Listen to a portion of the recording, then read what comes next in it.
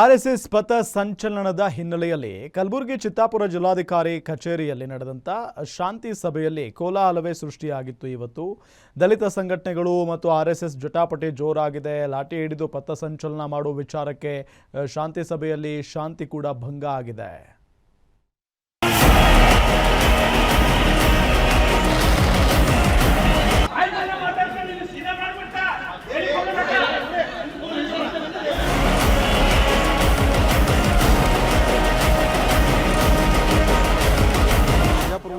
Doctor Baba Saheb Ambedkar ಅನುಯಾಯಿಗಳು, ನಾವು ಭೀಮ್ ಆರ್ಮಿದವರು, ನಾವು ಆ ಸಂಘಟನೆದವರು ಅಂತ ಹೇಳ್ಕೊಳ್ಳೋರು ಬಾಬಾ ಸಾಹೇಬ್ರ ವಿಚಾರದಡಿಯಲ್ಲೇ ಮಾತಾಡಬೇಕಲ್ಲ.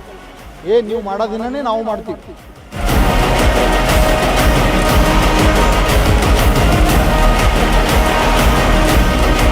ರಾಷ್ಟ್ರ ಧ್ವಜ ಮತ್ತು ಸಂವಿಧಾನ ಪೀಠಿಕೆಯನ್ನು ಹಿಡ್ಕೊಂಡು ಅವರು ಪಥಸಂಚಲನ ಕಾರ್ಯಕ್ರಮವನ್ನು ನಡೆಸಲಿ.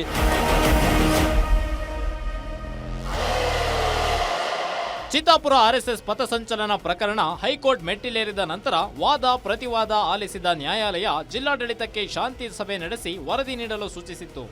ಹೀಗಾಗಿ ಇಂದು ಬೆಳಗ್ಗೆ 11:30ಕ್ಕೆ ಜಿಲ್ಲಾಧಿಕಾರಿ ಫೌಜಿಯಾ ತರನ್ನುಮ್ ನೇತೃತ್ವದಲ್ಲಿ ಆರ್ಎಸ್ಎಸ್, ಭೀಮ್ ಆರ್ಮಿ ಸೇರಿದಂತೆ ಪಥಸಂಚಲನಕ್ಕೆ ಅರ್ಜಿ ಸಲ್ಲಿಸಿದ್ದ 10 ಸಂಘಟನೆಗಳ ಒಳಗೊಂಡ ಶಾಂತಿ ಸಭೆ ಕರೆಯಲಾಗಿತ್ತು. ಶಾಂತಿ ವಿಚಾರಕ್ಕೆ ಕರೆದ ಸಭೆಯಲ್ಲಿ ಶಾಂತಿ ಭಂಗವಾಗಿ ಕೋಲಾಹಲವೇ ಸೃಷ್ಟಿಯಾಗಿದೆ.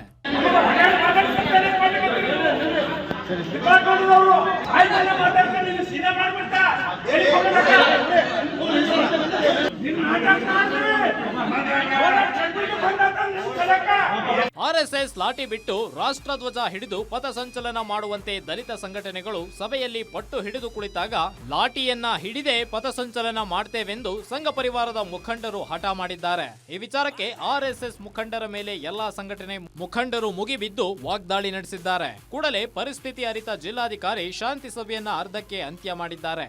ಪ್ರಜಾಪ್ರಭುತ್ವದಾಗ ಡಾಕ್ಟರ್ ಬಾಬಾ ಸಾಹೇಬ್ ಅಂಬೇಡ್ಕರ್ ಅನುಯಾಯಿಗಳು, ನಾವು ಭೀಮ್ ಆರ್ಮಿದವರು, ನಾವು ಆ ಸಂಘಟನೆದವರು ಅಂತ ಹೇಳ್ಕೊಳ್ಳೋರು ಬಾಬಾ ಸಾಹೇಬ್ರ ವಿಚಾರದಡಿಯಲ್ಲೇ ಮಾತಾಡಬೇಕಲ್ಲ. ನೀವು ಮಾಡೋದಿನೇ ನಾವು ಮಾಡ್ತೀವಿ.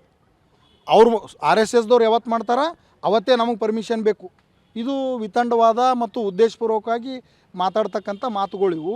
ಈ ಮಾತಾಡ್ತಾ ನೀವು ಲಾಠಿ ಬಿಟ್ಟು ಪಥಸಂಚಲನ ಮಾಡಬೇಕು, ನೀವು ಭಗವಾ ಧ್ವಜ ಬಿಟ್ಟು ಪಥಸಂಚಲನ ಮಾಡಬೇಕು, ನೀವು ರಾಷ್ಟ್ರೀಯ ಧ್ವಜ ಹಿಡಿಬೇಕು ಅಂಥೇಳಿ ನಮ್ಮೆಲ್ಲ ದಬ್ಬಾಳಿಕೆ ಮಾಡ್ತಕ್ಕಂಥದ್ದು, ಅಥವಾ ನೀವು ಹಿಂಗೆ ಮಾಡಬೇಕು ಅಂತಕ್ಕಂಥ ದುರಂಕಾರದ ಮಾತುಗಳು ಆಡಿದ್ರೆ ಕೆಲವರು. ವರ್ಷದಲ್ಲಿ ಆಗಸ್ಟ್ ತಿಂಗಳಲ್ಲಿ ಪೂರ್ತಿ ತಿಂಗಳು ಪ್ರತಿ ಮನೆಗೆ ಕೋಟ್ಯಾಂತರ ರಾಷ್ಟ್ರೀಯ ಧ್ವಜಗಳನ್ನು ನಾವು ಹಾರಿಸಿದ್ದೀವಿ.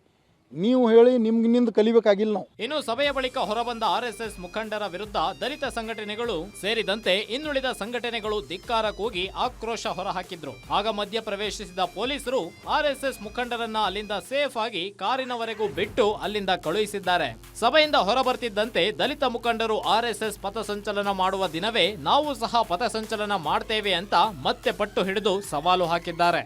ಅವ್ರು ಆರ್ಎಸ್ಎಸ್ದವ್ರು ಮಾಡ್ತಾರಲ್ಲ, ಕಾರ್ಯಕ್ರಮ ಮಾಡ್ಲಿಕ್ಕೆ ನಮ್ಗೆ ಯಾವುದೋ ಅಭ್ಯಂತರ ಇಲ್ಲ.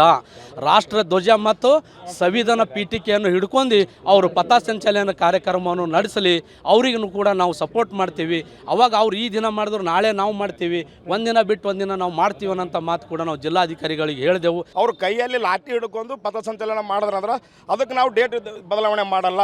ರಾಷ್ಟ್ರಧ್ವಜ ಮತ್ತು ಸಂವಿಧಾನ ಪೀಠಿಕೆ ಕೈಯಲ್ಲಿ ಹಿಡ್ಕೊಂಡು ಒಂದು ಮಾಡಿದ್ರ ಪದಕ್ಕೆ ನಾವು ಒಪ್ಪಿಗಿದ್ದೇವೆ ಅಂತಂದಾಗ ಜಿಲ್ಲಾಧಿಕಾರಿಗಳು ಸಹಿತ ಒಂದು 9ನೇ ಹಂತಕ್ಕೆ ಬಂದಿದ್ದರು. ಒಂದೆಡೆ ಹೈಕೋರ್ಟ್ ಆದೇಶ, ಇನ್ನೊಂದು ಕಡೆ ರಾಜಕೀಯ ಒತ್ತಡದ ಮಧ್ಯೆ ಕಲಬುರಗಿ ಜಿಲ್ಲಾಡಳಿತ ಸದ್ಯ ಹಲ್ಲಿಲ್ಲದ ಹಾವಿನಂತಾಗಿದೆ. ಹೀಗಾಗಿ ಚಿತ್ತಾಪುರ ಆರ್ಎಸ್ಎಸ್ ಪಥಸಂಚಲನ ಭವಿಷ್ಯ ಅಕ್ಟೋಬರ್ 30ರಂದು ಕಲಬುರಗಿಯ ಹೈಕೋರ್ಟ್ ಪೀಠದ ತೀರ್ಪಿನ ಬಳಿಕವೇ ಸುಖಾಂತ್ಯವಾಗಲಿದೆ. ಹಾಗಾದ್ರೆ ಅಕ್ಟೋಬರ್ 30ರಂದು ಕೋರ್ಟ್ ತೀರ್ಪು ಏನು ನೀಡುತ್ತೋ ಅನ್ನೋದನ್ನ ಕಾದ್ ನೋಡಬೇಕಿದೆ. Srikanth Biral, guarantee news, Kalaburagi.